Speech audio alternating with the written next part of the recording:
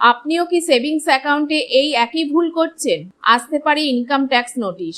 নমস্কার, world news Bangla চ্যানেলে আপনাদের স্বাগত। আজকে এসেছি একটি গুরুত্বপূর্ণ আর্থিক বিষয় নিয়ে। আপনি কি সেভিংস অ্যাকাউন্টে এমন কিছু ভুল করছেন যা আপনাকে পরে গিয়ে মূল্য দিতে হতে পারে? আয়কর দপ্তর থেকে নোটিশও আসতে পারে।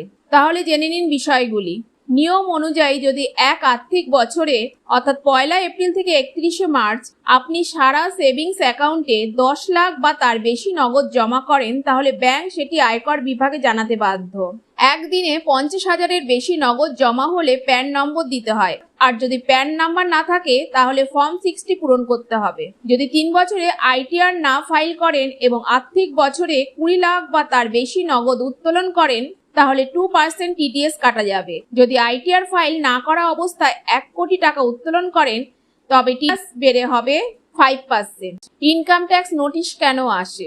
Bank statement of financial transaction অথবা এসএফটি ফাইল করে ব্যাংকিং লেনদেন আয়কর দপ্তরে জানায়। যদি আপনার জমা আর আপনার ডিক্লেয়ার করা আয় এর সাথে মিল না থাকে তাহলে বিভাগ সেকশন 133(6) বা সেকশন 142(1) অনুযায়ী নোটিশ পাঠাতে পারে। এর থেকে আপনি কিভাবে বাঁচতে পারেন? বড় ক্যাশ জমার আগে এবং পরে অবশ্যই সেই টাকার উৎস অর্থাৎ ইনকাম সোর্স পরিচয় দিয়ে নথি সংরক্ষণ করে রাখুন, যেমন gift did, sale deed, business invoice ইত্যাদি। বিকল্প হিসাবে ইউপিআই, নেফট, আরটিজিএস ইত্যাদি ডিজিটাল মাধ্যম ব্যবহার করুন যা নজর এড়াতে সাহায্য করে। আপনার প্যান ও কেওয়াইসি সবসময় আপডেট রাখুন। নিয়মিত আইটিআর ফাইল করুন যাতে আপনার আর্থিক লেনদেনগুলো ডিক্লেয়ার থাকে। যদি নোটিশ আসে তাহলে আপনি কি করবেন? দেরি না করে ই ফাইলিং পোর্টালে গিয়ে বা এও অফিসে গিয়ে প্রম্পট উত্তর দিন।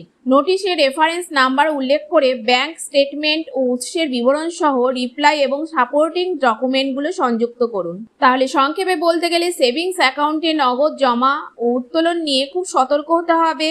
উল্লেখিত নিয়মগুলো মেনে চললে আপনি বুঝে নোটিশ থেকে রেহাই পেতে পারেন এবং আপনার আর্থিক জীবন থাকবে স্বচ্ছ ও নির্বিঘ্ন। ভিডিওটি আপনার কাজে লাগলে লাইক ও সাবস্ক্রাইব করতে ভুলবেন না। কমেন্টস করে আপনাদের মতামত জানান। ধন্যবাদ।